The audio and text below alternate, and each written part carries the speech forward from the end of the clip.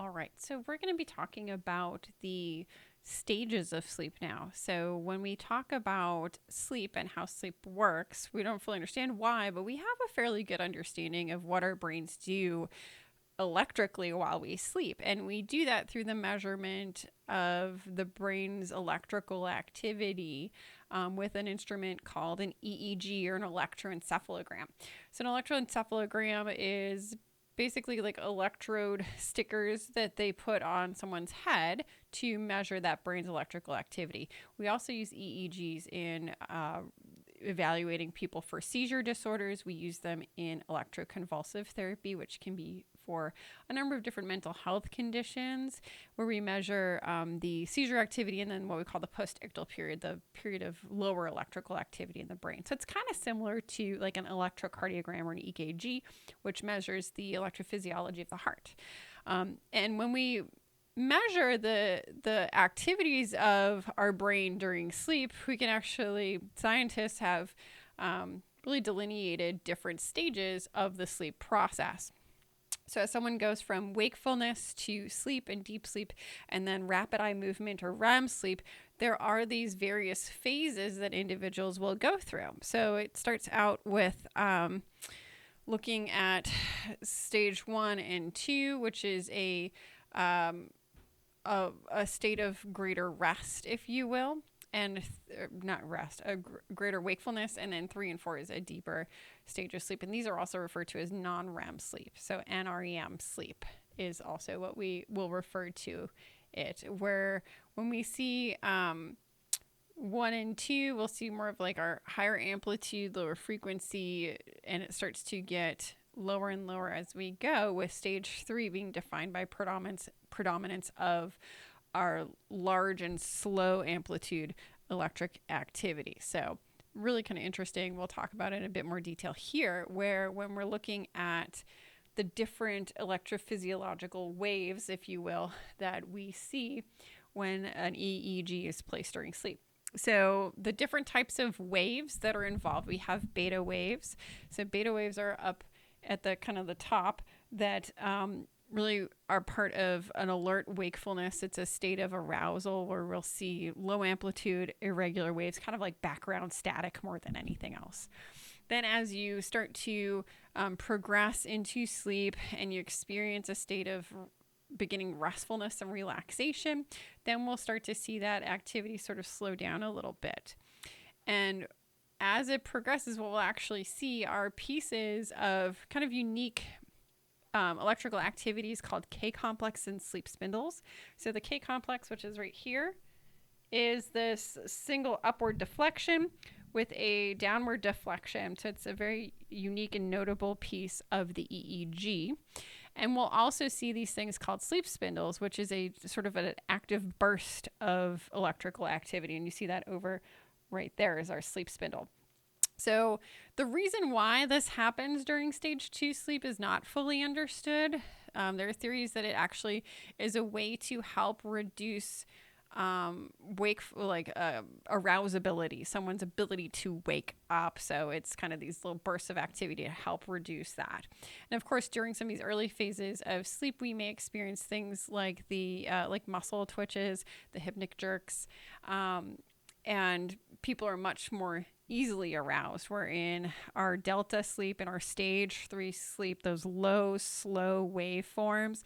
That's when people are going to be much less likely to be arousable. If they do, they may have an experience of like a sleep drunkenness, right? Or that kind of disorientation that can happen following wakefulness in certain stages of sleep. So if you ever feel like, oh my gosh, I woke up in the wrong part of my sleep cycle, you kind of can. You kind of can. So if you're waking up in the middle of a deep sleep, you tend to be more disoriented. Your brain hasn't sort of come back up, if you will, from those deeper stages of sleep.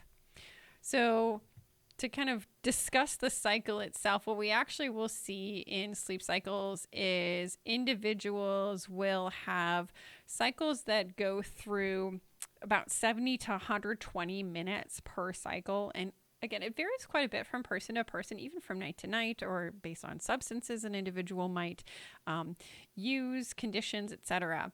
But most individuals, if you get a standard night's sleep, 6 to 8 hours, I know some people are like, yeah, right, okay, but standard night's sleep, you're going to go through 4 to some people go up to even like 7 cycles of sleep, or of their full sleep cycle in an evening.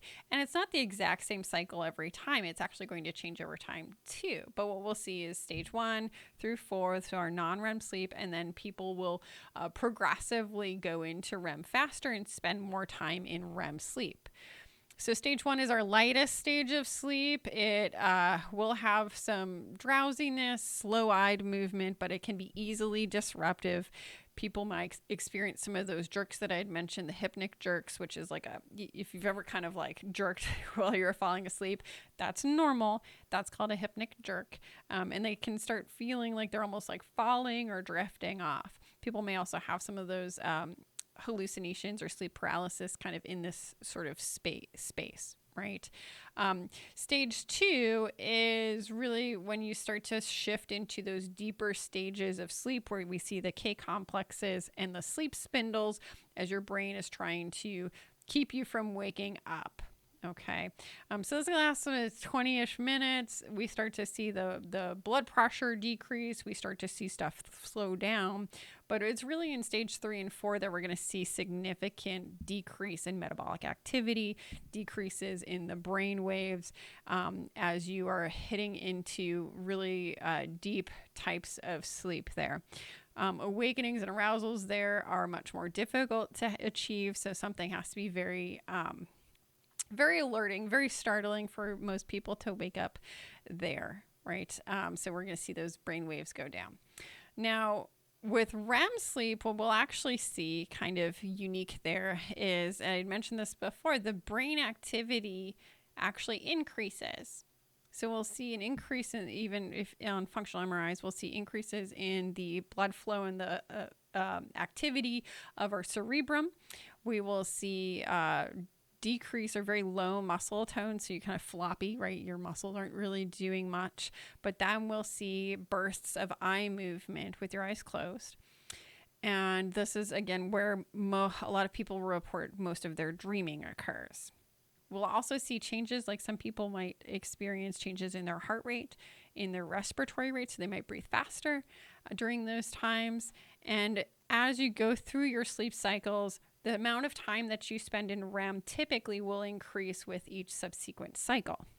So what we'll see is in a typical night of sleep, this is typical, you'll see oftentimes the first, like as you go into your deeper sleep, your stage 3/4 sleep of your non-REM, you may not experience REM in that first period of time. So a lot of times it might take 90 minutes or so, a full sleep cycle or more, for people to experience REM. Now, there are some diseases where that doesn't happen. So say if someone has like narcolepsy, for example, they may actually shift into REM really, really fast, right? And that's actually potentially diagnostic of narcolepsy.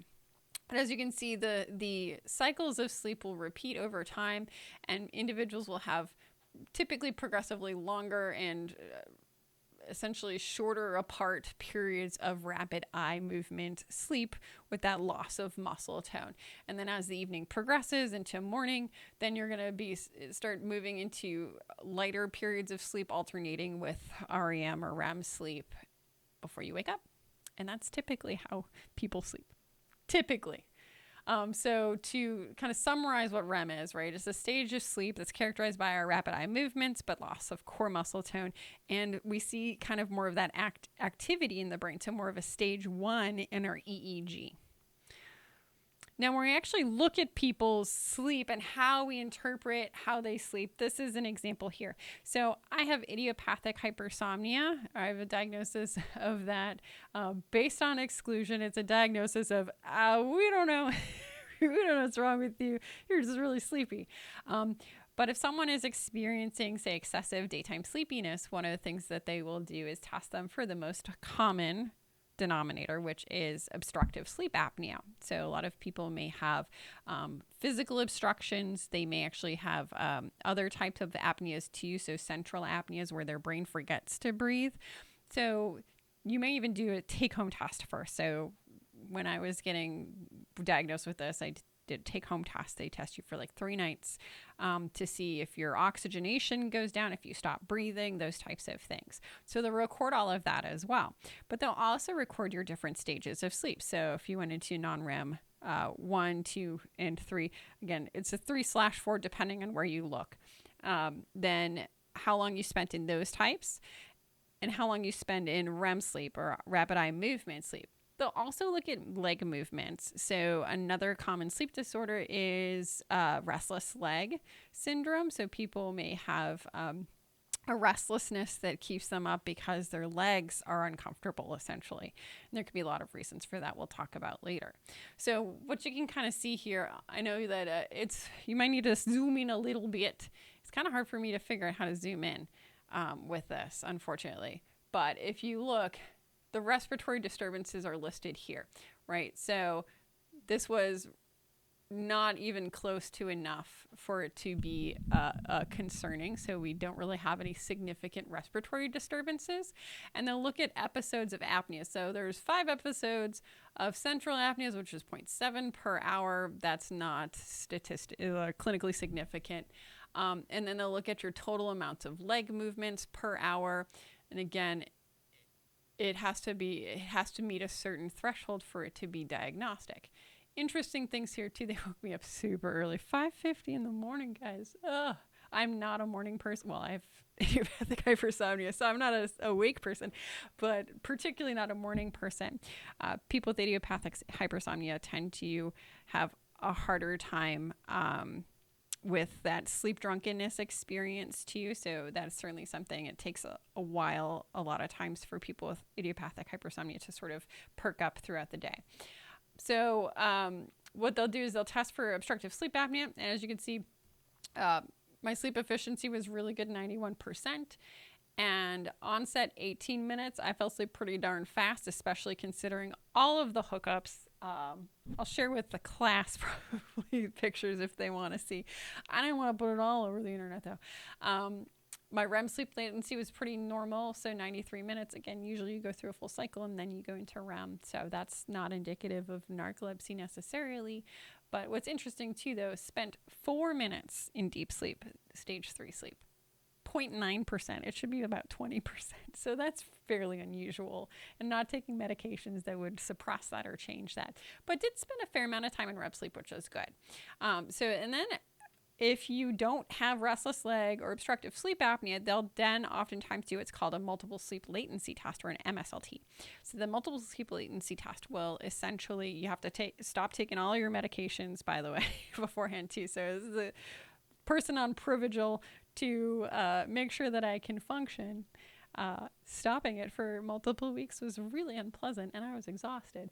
But they will make you nap at least 2 hours apart. So they wake you up at like 5:50 in the morning, and then every 2 hours they tell you to take a nap. Now, if you're someone who has anxiety and is covered in cords and like it's a weird place and you're uncomfortable, and then they're like, okay, nap now.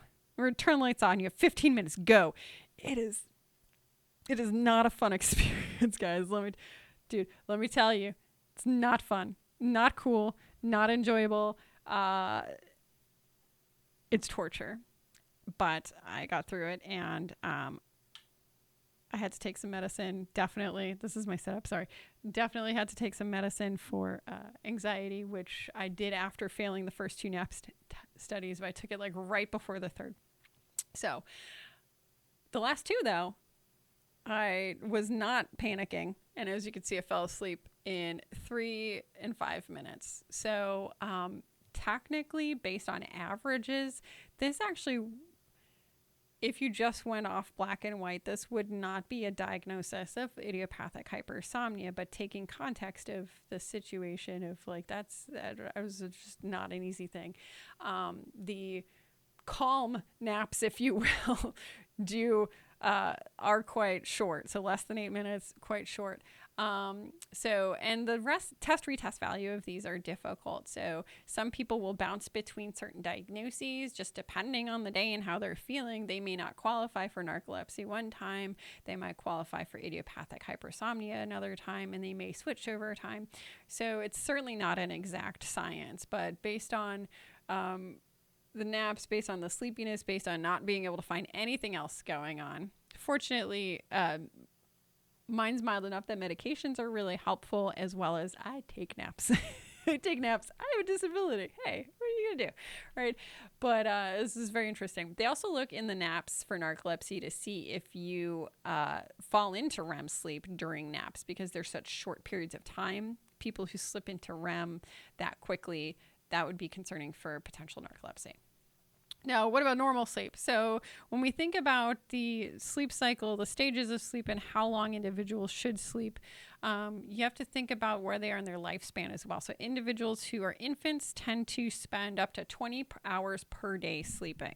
So that's a pretty long period of time. And they really don't develop a circadian rhythm until about 3 to 6 months of age. So the 24 to 25 hour clock that individuals will shift into, even really without significant light cues, they don't have it yet, right? That's kind of almost a developmental thing that happens. So what we see, though, is the amount of sleep required will slowly decline until you're about a teenager to a young adult, and then it sort of kind of stays pretty much the same for the rest of your life. There's a lot of thoughts that out there that older adults need like no sleep. That's not true.